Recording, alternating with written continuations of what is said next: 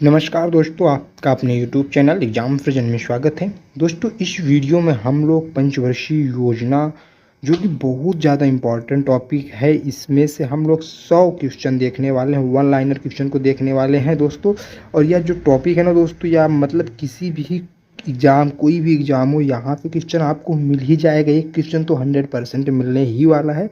तो दोस्तों, रिक्वेस्ट है वीडियो को पूरा ध्यान से देखिए, ओके। और क्वेश्चन जो भी है यहाँ पे, जो मैं क्वेश्चन दे रहा हूँ दोस्तों, क्वेश्चन तो यहीं से आने वाले हैं आपके, तो इस सारे क्वेश्चन को याद कर लीजिए, ओके। तो चलिए बिना देर किए हुए वीडियो को स्टार्ट करते हैं, ओके दोस्तों। पहला क्वेश्चन है, छठी पंचवर्षीय योजना कब समाप्त कर दी गई थी? छठी पंचवर्षीय योजना कब समाप्त कर दी गई?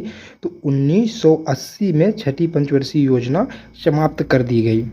अगला है दोस्तों यहाँ पे, जनता पार्टी सरकार द्वारा पेश छठी योजना को किस सरकार के समय से पहले ही समाप्त कर दिया गया? तो कांग्रेस सरकार ने पहले ही इसको समाप्त कर दिया।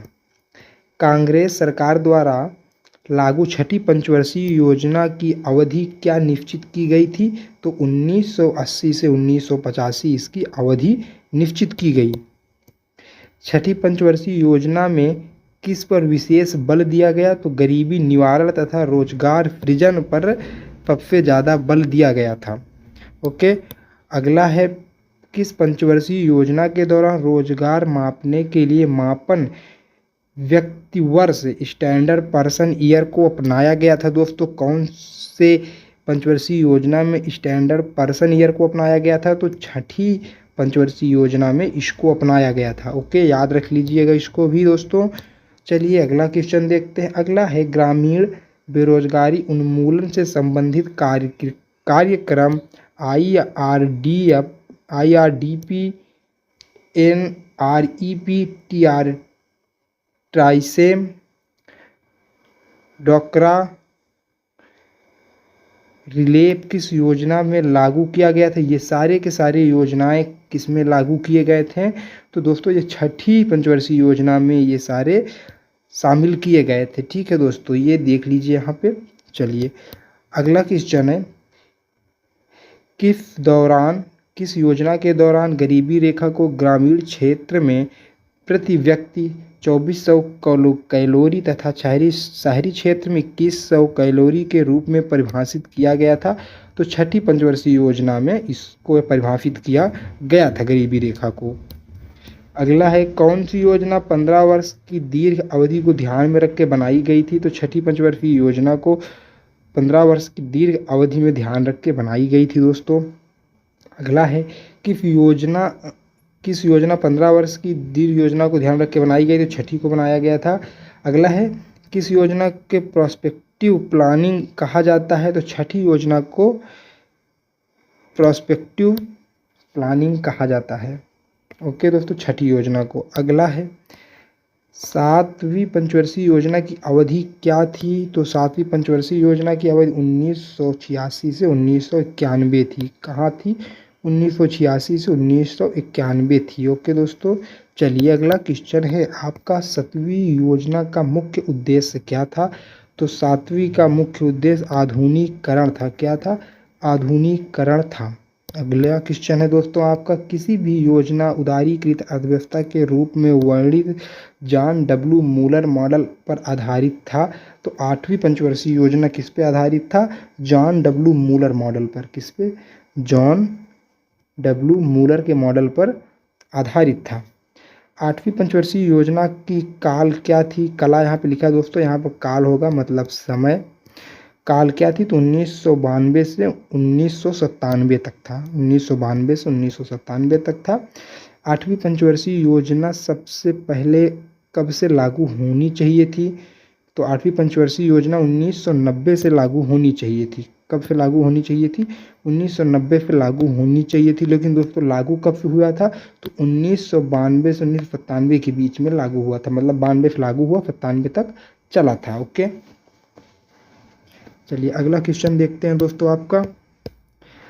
अगला क्वेश्चन है, देश में योजना विहीन वर्ष कौन से रहे हैं? कौन सा ऐसा वर्ष था कि जब देश में कोई भी योजना नहीं चल रही थी? तो 1990 से 1991 और 91 से 92। क्यों? क्योंकि 7वां जो था वह 90 में समाप्त हो गया। जो 7वां पंचवर्षीय योजना था वह कब समाप्त हुआ? 90 में समाप्त हो गया। लेकिन 8वां जो शुरू हुआ वह 1992 से शुरू हुआ। तो 2 वर्ष यहाँ पे आपके कहने का मतलब योजना विहीन वर्ष थे। ठीक है दोस्तों, वो यही क्वेश्चन है। अगला क्वेश्चन है, किस योजना में विभिन्न पहलुओं के ध्यान में रखते हुए मानव संसाधन को मूलभूत उद्देश्य माना गया है? तो मानव संसाधन को मूलभूत उद्देश्य 8वीं में माना गया है। ठीक है, 8वीं में माना गया है। अगला है, 9वीं पंचवर्षीय योजना का समयावधि क्या था? तो 1997 से 2002 के बीच 9वीं पंचवर्षीय योजना थी। और 10वीं पंचवर्षीय योजना कब थी? तो 2002 से 2007 के बीच आपकी 10वीं थी। ठीक है, 10वीं पंचवर्षीय योजना का मुख्य उद्देश्य क्या था? तो 10वीं का मुख्य उद्देश्य 21वीं शताब्दी में भारत को आर्थिक महाशक्ति बनाना था। अगला है, 11वीं पंचवर्षीय योजना कब से लागू रही? तो 2007 से लेकर 2017 तक 11वीं पंचवर्षीय योजना लागू रही थी। अगला है, राष्ट्रीय विकास परिषद NDC की 57वीं बैठक में 12वीं पंचवर्षीय योजना को अंतिम मंजूरी कब दी गई थी? तो 26 जनवरी 2012 में मंजूरी दी गई थी 12वीं पंचवर्षीय योजना को। ओके दोस्तों, अगला क्वेश्चन है, आधुनिक भारत में बजट की परंपरा की शुरुआत करने का श्रेय किसको जाता है? तो जेम्स विलियन को जाता है। किसको जाता है दोस्तों? जेम्स विलियन को जाता है। 1921 में किस समिति की रिपोर्ट के आधार पर सामान्य बजट से रेलवे बजट को अलग कर दिया गया था? तो अकबर्थ की समिति में सामान्य बजट से रेलवे बजट को अलग कर दिया गया था 1921 में। अविभाजित भारत का पहला बजट 1946 में किसने प्रस्तुत किया था? तो R.K. फटमुखम सेठी ने पहला बजट प्रस्तुत किया था। ओके, स्वतंत्र भारत का पहला बजट कब प्रस्तुत किया गया था? तो पहला बजट 26 नवंबर 1947 को प्रस्तुत किया गया था। कब किया गया? तो 26 नवंबर 1947 को प्रस्तुत किया गया था दोस्तों। अगला है, स्वतंत्र भारत का पहला बजट किसने प्रस्तुत किया था? तो पहला बजट किसने प्रस्तुत किया था दोस्तों? R.K. फटमुखम सेठी ने किया था। अगला है, स्वतंत्र भारत का पूर्णकालिक बजट कब प्रस्तुत किया गया था? पूर्णकालिक बजट कब प्रस्तुत किया गया था? तो इसका आंसर हो जाएगा 1948 से 1949 के बीच पूर्णकालिक बजट को प्रस्तुत किया गया था। अगला है, स्वतंत्र भारत का महत्वपूर्ण कालिक बजट किसने प्रस्तुत किया था? तो इसको R.K. फटमुखम सेठी ने प्रस्तुत किया था। अगला है, भारतीय गणराज्य का पहला पूर्णकालिक बजट किसने प्रस्तुत किया था? तो 1950 से 1951 के बीच प्रस्तुत किया गया था। ओके दोस्तों, यहाँ पे देखिए, यहाँ पे क्या हुआ, यहाँ पे बजट किसने नहीं कब प्रस्तुत किया गया था, यहाँ पे क्वेश्चन होना चाहिए कब प्रस्तुत किया गया। अगला क्वेश्चन है, देश में किन प्रधानमंत्रियों को स्वयं बजट प्रस्तुत करने का श्रेय हासिल है? तो किन प्रधानमंत्रियों ने स्वयं बजट को पेश किया था? तो जवाहरलाल नेहरू ने, इंदिरा गांधी ने और राजीव गांधी ने स्वयं बजट को प्रस्तुत किया था। ओके, चलिए अगला है, देश में शून्य आधारित बजट प्रस्तुत करने की परंपरा किसने डाली थी? तो राजीव गांधी ने डाली थी। देश में अब तक वित्त मंत्रालय का कार्यभार संभालने वाली एकमात्र महिला कौन थी? तो इंदिरा गांधी एक वित्त मंत्रालय का कार्यभार संभालने वाली एकमात्र महिला थी। ओके, अगला है, ब्रिटिश पूर्व भारत में किस शासक के घाटे के बजट को अपनाया था? तो मोहम्मद बिन तुगलक ने घाटे के बजट को अपनाया था। कार्य या परिणाम या लक्ष्यों की प्राप्ति के आधार पर सृजित बजट क्या कहलाता है? तो निष्पादन बजट कहलाता है। क्या कहलाता है? निष्पादन बजट कहलाता है। अगला है, पूंजीगत प्राप्तियों एवं पूंजीगत भुगतानों को किस बजट में सम्मिलित किया गया है? पूंजी बजट में सम्मिलित किया गया है। किस बजट के अंतर्गत किसी भी विभाग अथवा संगठन द्वारा प्रस्तावित व्यय के प्रत्येक मद को बिल्कुल नई मद मान लिया जाता है दोस्तों? तो शून्य आधारित बजट में यह चीज होता है।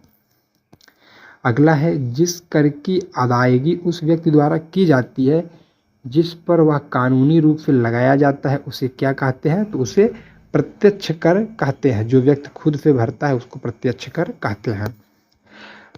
आयकर, निगम कर, आयकर, निगम कर, धन कर, संपदा कर, उपहार कर, व्यय कर व ब्याज किस तरह के कर हैं? यह एक प्रकार से प्रत्यक्ष कर हैं।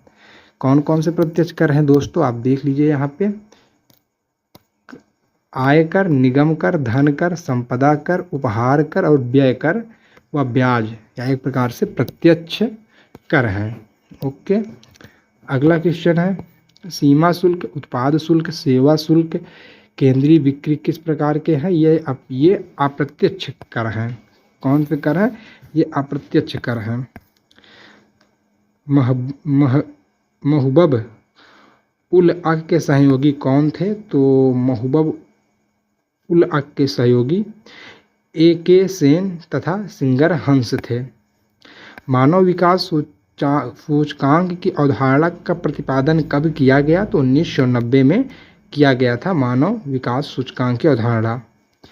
मानव विकास सूचकांक में कौन कौन से सूचकांक सम्मिलित किए जाते हैं? तो जीवन प्रत्याशा सूचकांक, शिक्षा सूचकांक एवं सकल घरेलू उत्पाद सूचकांक को सम्मिलित किया जाता है मानव विकास सूचकांक में।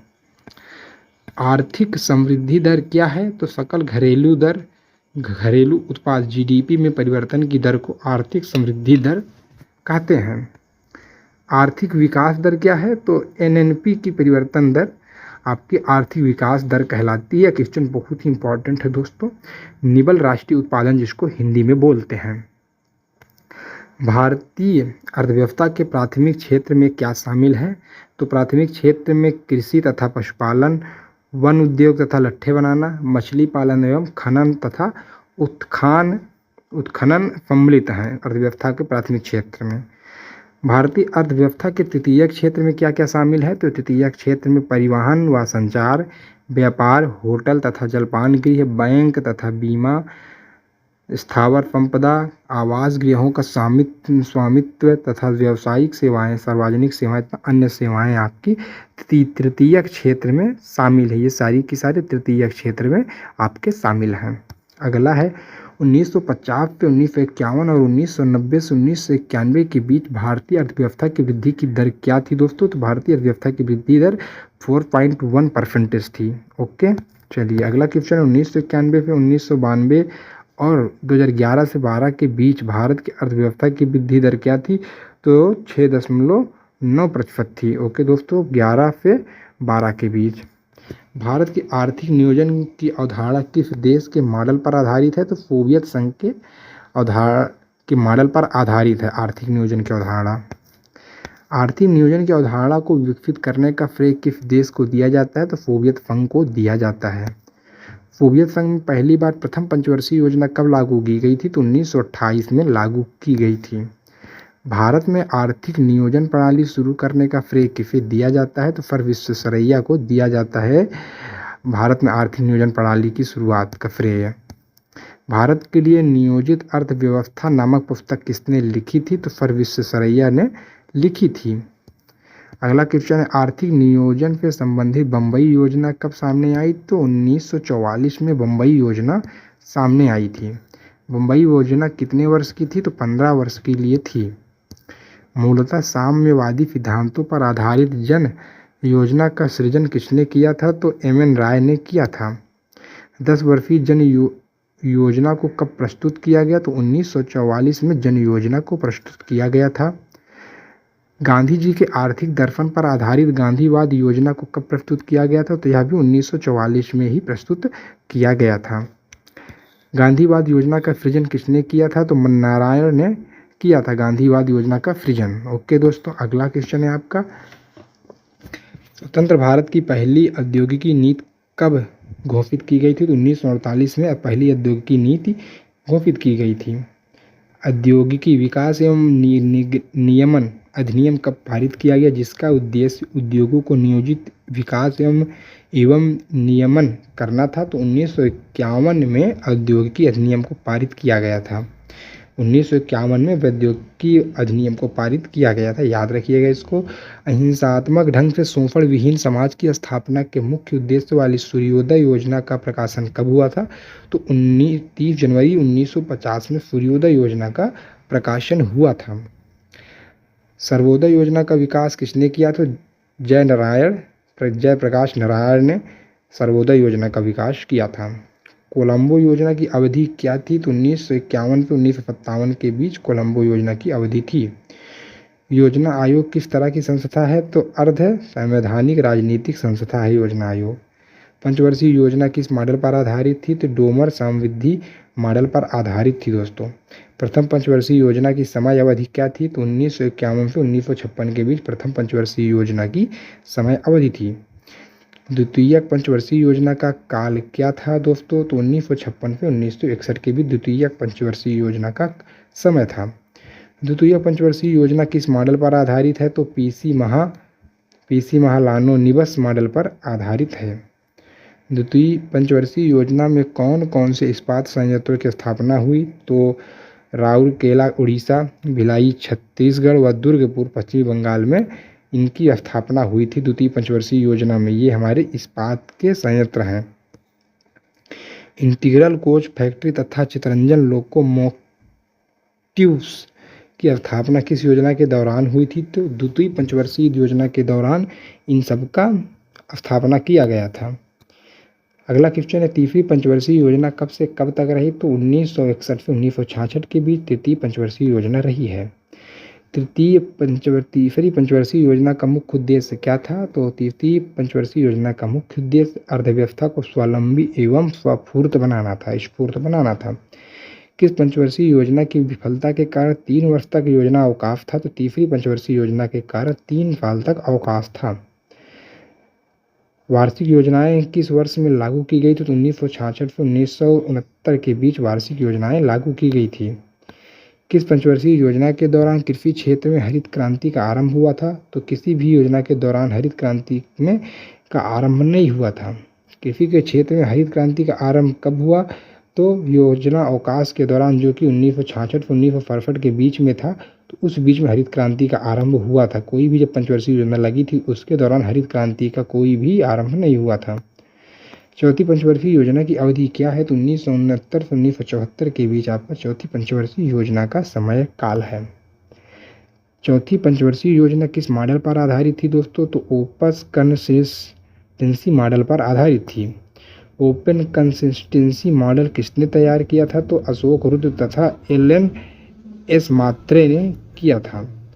चौथी पंचवर्षीय योजना का मूल उद्देश्य क्या था? तो मूल उद्देश्य इसका स्थिरता के साथ आर्थिक विकास एवं आत्मनिर्भरता की प्राप्ति थी।